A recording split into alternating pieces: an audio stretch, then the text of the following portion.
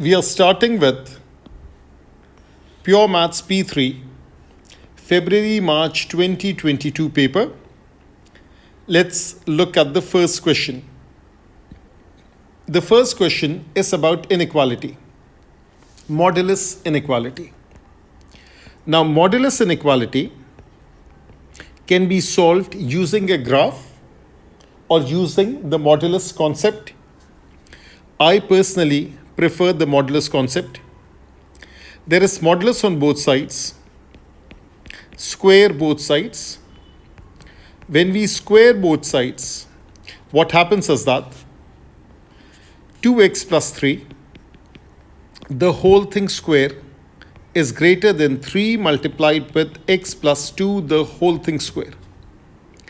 When you open this up, so this is like a plus b whole square, that is a square, that is 2x, the whole thing square, plus 2ab, plus b square. That's on the left-hand side of the inequality. And then on the right-hand side, what is happening is that we have 9 bracket x square plus 4x plus 4. Simplify. That is 4x square. 2 into 2, 4 into 3, that is 12x plus 9 greater than 9x square plus 36x plus 36. Take everything to the left-hand side. 4 minus 9 is minus 5x square. 12 minus 36 is minus 24x. 9 minus 36 is negative 27, is greater than 0. Make all the signs positive. That is 5x square plus 24x plus 27 is lesser than 0. The inequality flips. Now, at this stage, what we can do is that we can double check. We can double check our working. 4 minus 9 is minus 5. 12 minus 36 is minus 24. 9 minus 36 is negative 27. There were 3 negatives. They all became positive and the inequality has flipped. Now, what is 5 into 27? So 5 into 20 is 100. 5 into 7 is 35. That is 135. Now, can you find factors of 135? So if I think about 135, that is 15. If I divide by 15, that's 15 and 9. So therefore, this is 5x square and this is 15x. This is 9x plus 27 is less than 0. 5x x plus 3 plus 9 bracket x plus 3 is less than 0. Therefore, this is x plus 3. This is 5x plus 9 is less than 0. Therefore, if I draw a number line, which is a must for solving a quadratic inequality, and I label the roots. So one of the root is minus 9 over 5 and the other one is minus 3. So minus 3 is the smaller one. Minus 9 over 5 is the bigger one. And this is less than 0. So this is the region below the x-axis. So therefore, x lies between negative 9 over 5 and negative 3. So that is the working for this particular answer. So this is question number 1 of modulus inequality. Let's move to the next question. The next question is, on a sketch of an Argand diagram. What is an Argand diagram? An Argand diagram is a way of expressing diagrams, and instead of the grid, instead of the sketch, we call it the Argand diagram because we study complex number. So that's the reality behind it. This is the real part. This is the imaginary part. And this diagram is the Argand diagram. Real axis, imaginary axis. Shade the region whose points represent the complex number. Now let me underline it. They are asking about shading. Whose points represent the complex number z, satisfying the inequalities, this one and this one. So now the first inequality is argument That's the second one. The first one is z minus 2 plus 3i modulus is less than or equal to 2. That is the first one. It's a circle and the center of this circle is negative 2 comma 3 and the radius of the circle is 2 units. So it's all the points inside the circle with such dimensions. So this is negative 1, this is negative 2, this is positive 3, so this is like 1 and this is like 2. So instead of 1, I'll write an I and then a 2i and then a 3i. So this is negative 2 comma 3, this is something like this. That's the center and the radius is 2 units. So when I draw this circle, what I will do is that it would be something like this. So therefore, this is something like this and that's how the circle is drawn. So now let me just resize it a bit. So something like this and resize it a little bit like this. So that's how a realistic diagram of the circle is drawn. Then what's the next thing? The next thing is argument z is lesser than or equal to negative, actually it's positive 3/4 pi. That means I need to draw a half line and that half line will pass through the origin and making an angle of 45 degrees with the negative x-axis. So let me draw a half line like this. Let me choose a green line and it's gonna go like this, something like this, a 45-degree angle. And you can also double check it like this, that this is, for example, minus 2. So this will be plus 2. So it's a very, very accurate diagram that I have drawn. It's going to start from the center. This basic angle is 45 degree, but this angle over here is 3 pi by 4. So that is 3 pi by 4. Now it's inside the circle and this inequality has to be fulfilled. Therefore, let me just draw a line like this. This is 135 and this is 0. So between 135 and 0, these angles are lesser than this. Of course, you can also move over here, but you are talking with perspective of this angle. So therefore, what should I shade? I should shade this particular region. Let me shade it, which is like this. And then going like this. And something like this. And this is the region that needs to be shaded. So this is the answer for this particular part. So that is the shaded region.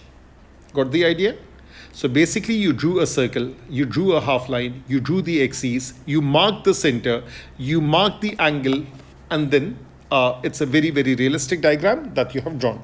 So this was a question of complex number, and this is complex numbers. And in complex numbers, the subtopic is loci. Next question.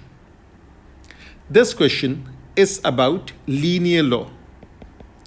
So now we are talking about linear law, and linear law is linked with coordinate geometry and it's linked with logs. These are the two chapters that are associated with it. Now, what is the first thing? The first thing that you should notice is that we have ln y on the y-axis. Let me make it more thinner. So this is ln y on the y-axis, and we have ln x on the x-axis, and we have 2 points. One point is this, and the other point is this. Now, let's do the coordinate geometry part first. So my step 1 is coordinate geometry. There is a point 0.31, 1.21. Another point is 1.06, 0.91. And let me find the gradient. So gradient is 1.21 minus 0.91 divided by 0.31 minus 1.06. When you do the calculation, this value comes out to be 2/5 or negative 0.4. This is negative. That is the answer for this part. So step 1 is coordinate geometry. Let me highlight this part. Now coming back to this, y equals to mx plus c. Pick a point. Let me choose a point, for example 1.21 and 0.31. So this is 1.21 is y, m is negative 0.4 multiplied by the x value, which is 0.31 plus c. And now when you do the calculation, c comes out to be 1.334 and c is positive. So now let me mark it. First of all, this is m. So the value of m is negative 0.4. The value of c is 1.334. That's the first part. Now the second part. That is about linear law. And basically it's about logs. So step 2, that is about logs. What is the equation all about? Now you have observed that I did not even look at the question and I got started with the coordinate geometry right away. Now let me read the question. The variables x and y satisfy this equation. N and c are constants and the subject of the equation is n and c. That is what you have to evaluate correct to 2 decimal places. The graph of ln y against ln x is a straight line passing through the points and shown in the diagram. Find the value of n and the value of c. So now first of all, x raised to power of n y square equals to c. That is the equation. Since ln is involved, so take log, natural log of both sides. When we take natural log of both sides, what happens is that ln x raised to power of n y square, that is ln of a constant c. Now when you get started, so you write ln x raised to power of n plus ln y square is equals to ln of c. And what is the first thing that you should do? Take n down, that is ln x. Take 2 down, that is ln y. That is equals to ln c. ln y, let's make it the subject. So this is 2 ln y is equals to minus n ln x plus ln of c. Divide by 2. ln y is minus n over 2 bracket ln x plus 1 over 2 ln c. Now it's of the form, this is y and this is m, this is x and this is c. This thing, let me highlight this. This thing n over 2 is your m and this green thing half ln c, that is equals to c. So these are two different c's, okay? So now the first thing is your minus n over 2 is your gradient is negative 0.4. Therefore, when you make this subject, so therefore minus n over 2 is negative 0.4, therefore n is 2 times 0.4, which comes out to be 0.8. That is the answer for the first part. So that is the value of n that we get, that is n is equals to 0.8. And it says find the value of n and find the value of c correct to 2 decimal places. Therefore, we know that the value of n is exact. That's why they did not talk about accuracy. What about the value of c? So let me just push it at this corner. And this is basically the third step. That is like this. So let me highlight this. This is step number 3. So this is step number 3, that is working towards the final answer. So first we found the value of n and now I'm working towards the value of c. So half ln of c equals to this c and this c came out to be 1.334. Therefore ln of c, it's 2 times 1.334. Therefore c is equals to e raised to power of 2 times 1.334 and then you would use a calculator and then c comes out to be 14.41. That is the answer correct to 2 decimal places. So these are the final answers. So this answer is given correct to 2 dp. So now that's how question number 3 of linear law is done. Let's move to question number 4. Now, what is question number 4 all about? Question number 4 is about parametric equations. So this is part of differentiation. This is parametric equations. And the question says, given that x is equals to 1 minus cosine theta, y is such and such, show that dy by dx is given as half angle. Now let me first write all the info that I have so far. I have the first thing that I'll need, that is dy by dt, that is dy by dx divided by dx by dt. That is the application of chain rule. That is the first thing that I have. Now, what is the next thing that I need? I need this thing that maybe a double angle formula is needed. So let me first write it down. There are two double angles that I might need. The first one is sine 2 theta is 2 sine theta cosine theta. Maybe I'll be needing this one. I'm not very sure. And the next one is cosine 2 theta. That is cosine square theta minus sine square theta. So that is cos square minus sine square theta. That is also 2 cosine square theta minus 1. That is also 1 minus 2 sine square theta. So from the formula booklet, this is what I thought was most appropriate. So that's why I wrote it down. And what else is there? What else is there? I might be needing differentiation of the basic trig functions. Differentiation of sine theta is cosine theta. Differentiation of cosine theta is negative sine theta. So now it says dy by dx is such and such. First of all, calculate dx by d theta. So dx by d theta, that is 0 minus derivative of cosine is negative sine theta, which is positive sine theta. That's the first thing. dy by d theta, derivative of cosine is negative sine theta minus 1/4 remains as it is. Derivative of cosine 2 theta is negative 2 sine 2 theta. So over here, you will first focus on differentiation. Simplification according to double angle comes up later. So this is negative sine theta.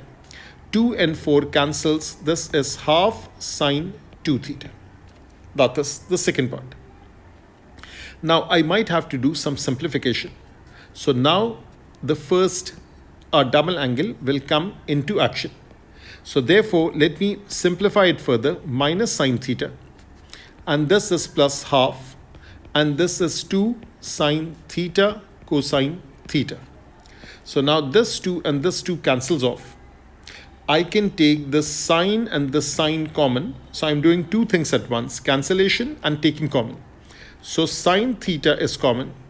This is minus 1 plus cosine theta, and that is the answer for this particular part. So therefore, dy by d theta, that is equals to minus 1 plus cosine theta, or cosine theta minus 1, multiplied with sine theta divided by sine theta from dx by d theta. This is cosine theta minus 1. So far, so good. And this is dy by dx, by the way. So this is dy by dx. Got the idea? Now, when you get this thing, how can I convert it into the given form? Now comes the second double angle formula in action. This one, if this is 2 theta, this is 1 minus 2 sine square theta. In other words, if I have cos theta, this is 1 minus 2 sine square bracket half theta. Got the idea?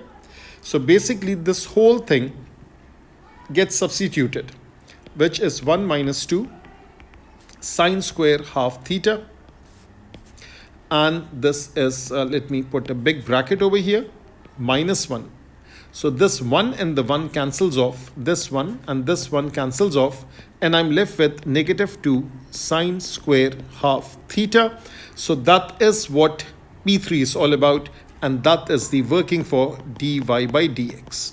So this is not so quite easily done. A lot of efforts are required. That's what P3 is all about. efforts and efforts and efforts with a lot of hard work. Now, the next part. Okay, there's no next part. That's a good thing. Question number 5. What is question number 5 all about? Question number 5 is about trigonometry, and it looks like it's about addition formula and equation. So it's trigonometry and it's about addition formulae. Now, which formulae will I need? I would be needing this thing, that is tangent bracket a plus b, that is tangent a plus tangent b over 1 minus tangent a tangent b. That is the thing that is needed. Now the angles alpha and beta lie between 0 and 180. So alpha lies between 0 and 180, does not say inclusive. Beta lies between 0 and 180, does not say inclusive. And there is a relation between the two.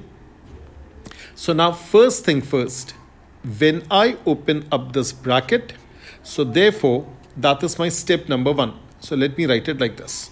Show examiner every possible working that you are doing. So step number 1 is basically addition formula. Tangent alpha plus beta, that is tangent of alpha plus tangent of beta over 1 minus tangent alpha tangent of beta. That is the first thing. The second thing is, now substitute this thing. So now substitute tangent alpha in terms of tangent beta. So this is tangent alpha, this is tangent alpha. What will this become? Tangent bracket alpha plus beta would be tangent alpha plus tangent beta over 1 minus tangent alpha tangent beta. What is tangent of alpha? That is 3 tangent beta. 3 tangent beta. This is 3 tangent beta. Now expand. 3 plus 1, that is 4 tangent beta over 1 minus 3 tan square beta. That is the first thing that we get. And now it says this value is equal to 2. So this value is equal to 2. So now simplify. 2 minus 6 tan square beta is equals to 4 tangent of beta. And this looks like a quadratic equation. Minus 6 tangent square beta minus 4 tangent beta plus 2 equals to 0. Divide it by minus 2. So 3 tan square beta, and this is plus 2 tangent beta plus 1 equals to 0. Double check once and for all. I think I skipped the negative sign, so let me correct it. That's why I always believe in double checking. So 3 into minus 1 is negative 3. That is 3 tan square beta negative, actually positive 3 tangent beta minus tangent beta minus 1 equals to 0. 3 tangent beta plus 1 minus 1 tangent beta plus 1 equals to 0. Therefore, tangent beta plus 1 and 3 tangent beta minus 1 equals to 0. Therefore, tangent beta is negative 1 and tangent beta equals to 1/3. So this is where you would stop your working for right now. So this is step 1. That is kind of simplification using the addition formula. When you achieve these two results, now here starts your second step. So now it's step 2. What is step number 2? Step number 2 is, or let me write the other two. Step 2, that is when we have tangent beta equals to negative 1. First of all, it's from 0 to 180 degrees. So beta lies between 0 to 180 degrees. So therefore, we are only interested in the second quadrant. And then tangent of alpha equals to 1. Alpha comes out to be 45 degrees. It's in degrees. So therefore, beta is 180 minus 45, which comes out to be 135 degrees. That is the first thing that we need. Now, second part, tangent of beta equals to 1/3, and beta still lies between 0 and 180. Now, because of this positive sign, therefore, we are talking about the first quadrant. So, therefore, tangent of beta, a tangent of alpha, this alpha is the basic angle alpha. So, over here, this alpha over here, this alpha over here, this is the basic angle that we use in calculation. So, it's just a coincidence that they have also used alpha. So, tangent of alpha is 1/3. And then alpha comes out to be tan inverse of 1/3, which after rounding off is 18.4 degrees. So this is 18.4 degrees, correct to 1 decimal place. Therefore, alpha, it's in the first quadrant, that is 18.4 degrees. This is this alpha with a hat, that's the one of the basic angle. That is the second step. Now, what else do we need to find? We also need to find alpha. So now, the third step. So let me draw a thin line over here for the third step. That is something like this. So like this. And let me draw a vertical line like this. And now we are talking about the third step, which is the orange one. So therefore, step number 3. That is tangent of alpha is 3 times tangent of beta. Tangent of alpha is 3 times tangent of beta. So now we have tangent of alpha, tangent of beta equals to -1. So either or.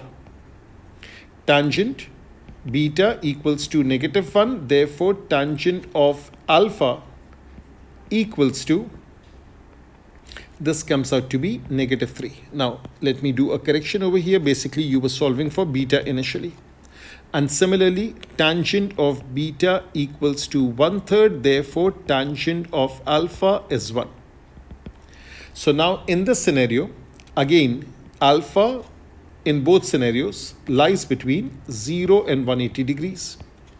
Over here, because it's negative, again it's the second quadrant.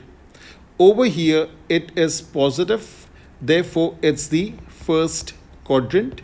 So therefore tangent of alpha, the basic angle, equals to 3. Therefore alpha comes out to be, I think this is something 70 something degrees as far as I remember. So let me get it. Calculator, let me grab my calculator. And this is shift tan inverse of 3. So that comes out to be 71.57 degrees. 71.57 degrees. Therefore, the alpha is 180 minus 71.57. So let me subtract. And this comes out to be 108.43. 108.43 degrees. Therefore, alpha is 108.4 degrees, correct to 1 decimal place. That is written at the beginning of the paper. Similarly, over here in the first quadrant, when we have tangent of the basic angle equals to 1, and the basic angle comes out to be 45 degrees, since it's in the first quadrant, alpha comes out to be 45 degrees. Now, what are the final answers? The final answers are beta is 135, beta is 18.4, alpha is this much, alpha is this much. So you end up with 4 answers, and naturally all those 4 answers are given within that particular range. So these are the 4 answers that you get. Now this is for 6 marks. This is question number 5. So let me just underline it like this.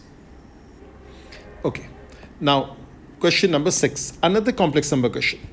So now it's complex numbers again, but this time this is complex number related with algebra. So complex number can be related with trigonometry, complex number could be related with geometry, it could be related with loci. So complex number has far-reaching implications. Now, what does the question number 6 says? It says, find the complex number w which satisfy the equation such and such. Give your answer in this form. So first of all, specify w is x plus iy. You can either write x plus iy, you can either write a plus by. And w star, the conjugate, would be x minus iy. First of all, square w. W square is x plus iy, the whole thing square. Let me expand it separately. That is x square plus 2xyi plus I square y square. I square is negative 1. So this is x square minus y square plus 2xy I. And what is I into w star? So I into w star, this is I into x minus iy.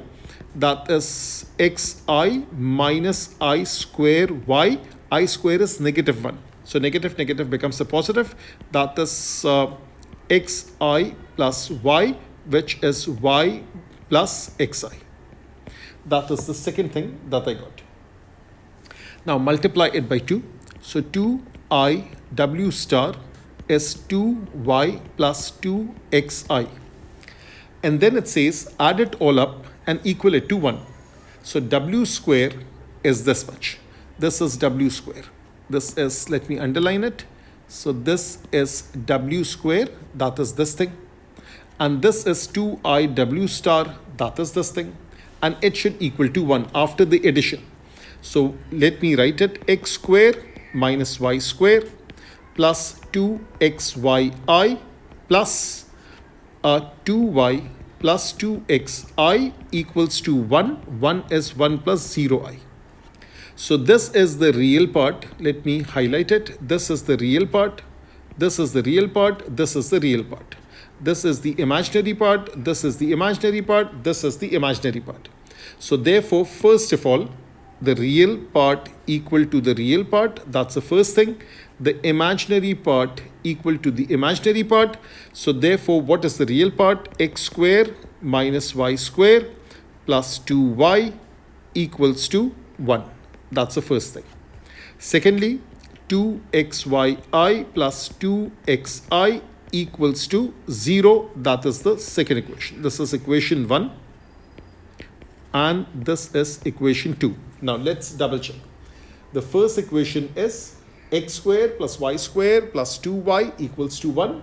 And the second one is 2xyi plus 2xi equals to 0. 0 can be written as 0i. Now let's start the working.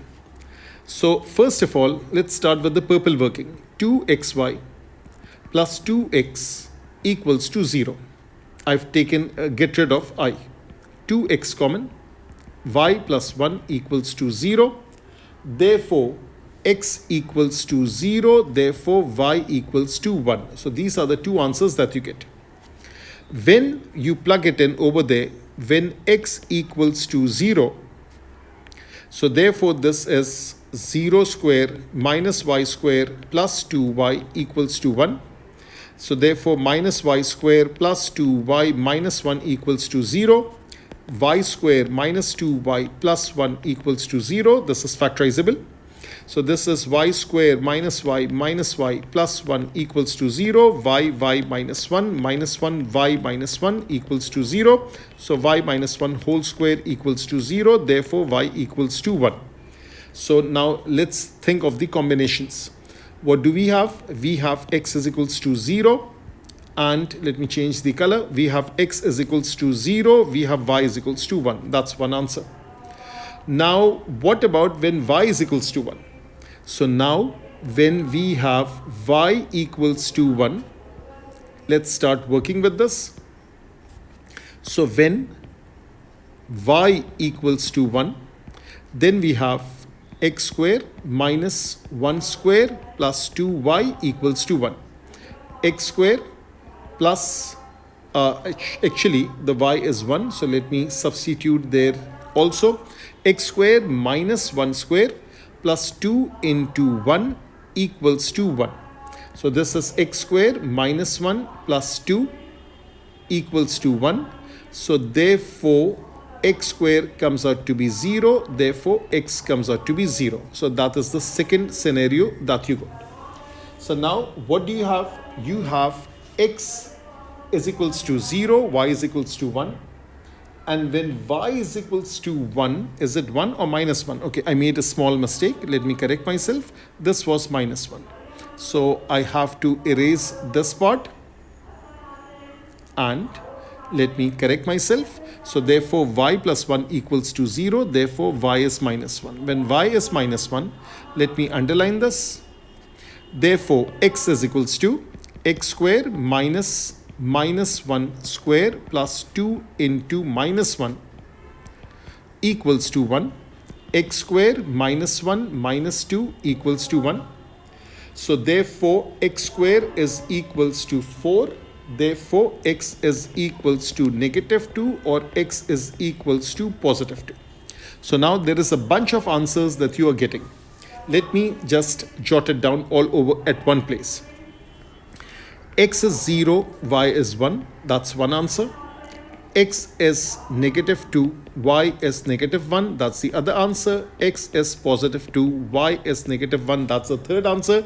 That means how many possible answers are there? Give your answers in the form. But there is also one thing.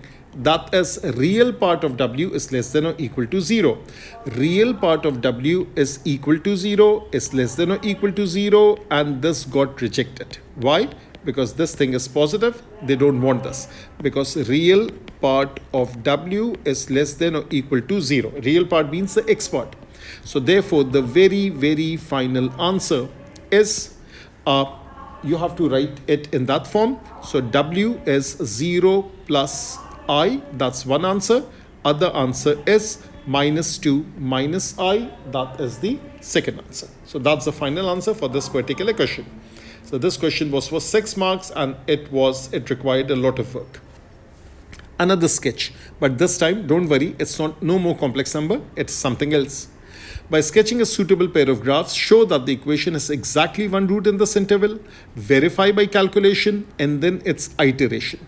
So this is a standard question of numerical solution of equation of which iteration is a part. First of all, they're asking about sketching. So if they ask about sketch, just draw a horizontal axis, just draw a vertical axis. And first of all, what are the two things that you need to draw? You need to draw y is equals to 4 minus x square, which is minus x square plus 4. And the second thing is y is equals to sec of half x, which is reciprocal of cos of half x. So therefore, this is half cycle in 360 degrees. And therefore, you will have a quarter cycle. A quarter cycle in 180 degrees. And 180 degrees is the same thing as pi. So this is 0. Somewhere here is pi. And this time pi is not included. Why is pi not included? Pi is not included because there is an asymptote over there. So let me draw that asymptote in red. So therefore the asymptote is something like this. So it's going to pass through the point pi. And then you have sec of half x. So the minimum point is 1. So let me draw the line in purple, something like this. And this is 1. And this is the real axis. This is the imaginary axis. This graph is y is equals to sec of half x. What else you need to draw? You need to draw 4 minus x square, which is minus x square plus 4. So let me draw the curve like this. The whole curve is something like this. The whole curve is like this. And it's not necessarily has the asymptote over here. A quadratic doesn't have this asymptote. So we are not very sure about that, where it will cut, but that's not our concern. Our concern is this thing, that erase the part that is not required. So therefore, erase this, something like this. So this one, the reddish one, this is y is equals to 4 minus x square, and this value is 4. So now what are you showing to the examiner, that is one point of intersection. Has exactly one root. So one point of intersection between the two graphs actually means one root of the equation, whatever the equation is. Verify by calculation that this root lies between 1 and 2. Now, what are the main things that you need to think about it? First of all, calculator in radian mode. That is an important thing. So therefore, take all the terms on one side. So show that the equation 4 minus x square is sec of half x. So 4 minus x square is equals to sec of half x. Take everything on one side. Sec of half x plus x square minus 4 equals to 0. So let f of x equals to sec of half x plus x square minus 4 equals to 0. Sec of half x, there's no button on the calculator with sec. So this is cosine of half x plus x square, and this is minus 4. Now what will you do? You will substitute in the values. So let me substitute in the values, something like this. So therefore, 1 and 2, function value at 1, that is 1 over cosine of 0.5 plus 1 square minus 4 evaluated. And when you plug in 1, this value comes out to be positive. You're not interested in the value, you're just interested in the sign. Plug in 2. So this is 1 over half of 2 is 1, cosine of 1 radian plus 2 square minus 4. This comes out to be negative, and then you will write this statement. Since there is a change of sign between the function value at 1 and function value at 2, therefore root lies between 1 and 2. So that is the working for this particular part. Elaborate everything. Now let's look at part C. Use the iterative formula. They have already given it to us. Xn plus 1 is square root 4 minus, instead of sec, write this thing as 1 over cosine of 0.5 xn, and square root. To determine the root, correct to 2 decimal places. Give the result of each iteration, correct to 4 decimal places. Since the root lies between 1 and 2, therefore the best value to start is the mid value. So x1 is 1.5. Therefore x2, the next value, is 4 minus 1 over cosine of 0.5 into 1.5, that is 0.75. And don't forget the square root. Now let me grab my calculator, plug in the values, and this answer comes out to be 1.6227. 1.6227. Now I have already calculated the values for you. When I plug in x2, that is 1.6227, the value of x3 comes out to be 1.6009. 1.6009. When I plug in the value of x3, x4 is coming out to be 1.6012. 1.6012. Now stop and think. This is 4 decimal places, but you want to round it off to 2 decimal places. So this becomes 1.60. This rounds off to 1.60. So stop your working over here. The root of this equation is 1.60 because it converges to a value. Converges to a value according to your level of accuracy, which in this scenario, in this particular question, is 2 decimal places. So that's how the working for question number 7 is done. Question number 8. This is a question of polynomial, something to do with long division, algebraic division. That's a proper name for this one. So now what does the long division question says? It's about long division, and is there something else to it? Yes, there is integration. So polynomial plus integration on the next page. So first of all, we have a cubic term expression, that is 8x cube plus 4x square plus 2x plus 7 and it's being divided by a quadratic expression, that is 4x squared plus 1. Take the highest power over here. So let me get started. This is the highest power. This is the highest power, and divide. So 8 divided by 4 is 2. That is 2x, and then multiply with each one of them. 2x into 4x squared, that is 8x cubed. 2x into 1, that is 2x. This is what you get. There is no x squared term. So let me draw a thin line over here like this. Change the sign and add. So you put a negative sign, you put a negative sign, and when you add, so this slides down as it is. This is 4x squared, and 2x cancels off. 2x and 2x cancels off, and you are left with 0, and this comes out to be 7. Repeat the process. So now this time, this is your term, this is your term. So 4x squared over 4x squared, that is 1.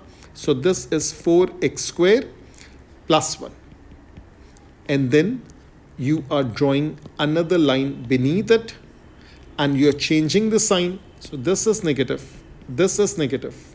Therefore, the remainder comes out to be 6. So it's not a factor. Keep that in mind. We have the quotient 2x plus 1. We have the remainder 6. We have the divisor 4x squared plus 1.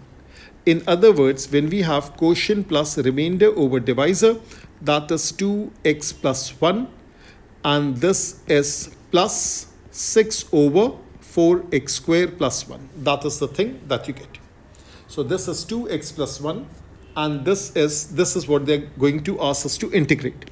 So this is 2x plus 1 plus 6 over 4x squared plus 1 dx. The whole thing in bracket dx. Now find the exact value of this. You can either do it separately, or you can do it in one shot. That's entirely up to you. Usually I would prefer to do it in one shot, but this time let me do it separately. So 2x plus 1 dx between the limits is 0 and half. Let me do it by the chain rule. So this is 2x plus 1. This is power is 1. So this becomes 2. This becomes 2. Derivative of this bracket is 2. And the limits are 0 and half. So this is 0 and half. When you plug in half, 2 into half is 1. 1 plus 1 is 2. 2 square is 4. So this is 4. I'm keeping this 1/4 on the outside. And this is, when you plug in 0, this is 1 square is 1. 4 minus 1 is 3. This is 3/4. So this side is done. What is this integration? This is 6, and this is 1 over 4x squared plus 1. Keep in mind, this is not ln, this is not partial fraction, because it won't factorize. Now let me take you trip down the memory lane. This is this particular integration, the one that was new in the syllabus from May, June 2020. X squared plus a squared, and that is this thing. Now let me first get this thing in the right form. That is 1 over a squared plus b squared. I think, no, that's not the proper paper. That is this one. So therefore, this is 1 over 6 as it is, integration as it is, 1 over 4 common, x squared plus 1/4. That's the first thing that we write. Then 6 over 4 comes on the outside, and this is 1 over x bracket square half bracket square dx, and that's how you write it. Once you have written it, this is 3 over 2, and now you can integrate it. What is the coefficient of x square? It has to be 1. So therefore, have a look at it again. The coefficient of x square should be 1. This is a square, so this is 1 over a. This is a squared, this is 1 over a. And this is x over a. So 1 over a, x over a, and then 10 inverse. So 1 over a, this is 1 divided by a, that is half. And this is tangent inverse x divided by a. So this is what you get. And then let me plug in the limits thing. That is 0 and half. So this is division by half is multiplication by 2. So the 2 and 2 cancels. This is 3 tangent inverse, and this comes out to be 2x between the limits 0 and half. Now double check the working. So once this is done, now plug in 0 and now plug in half. So tangent inverse 2 into half is 1 minus tangent inverse of 0. Tangent inverse of 1 is pi by 4. Tangent inverse of 0 is 0. Don't forget there is a 3 on the outside, so therefore this comes out to be 3 pi by 4. Now there is this positive sign over here. So positive and positive and positive. Let me just plug it in all the way. Actually, you have done it separately, but of course you can also do it by adding it up. So let me first write so positive, positive, positive, positive, so many positives. Think positive. And this comes out to be 3/4 plus 3/4 pi. So the final answer is a new number, 3/4, and something in radians, that is 3/4 pi. So that is the final answer for this particular part for 5 marks.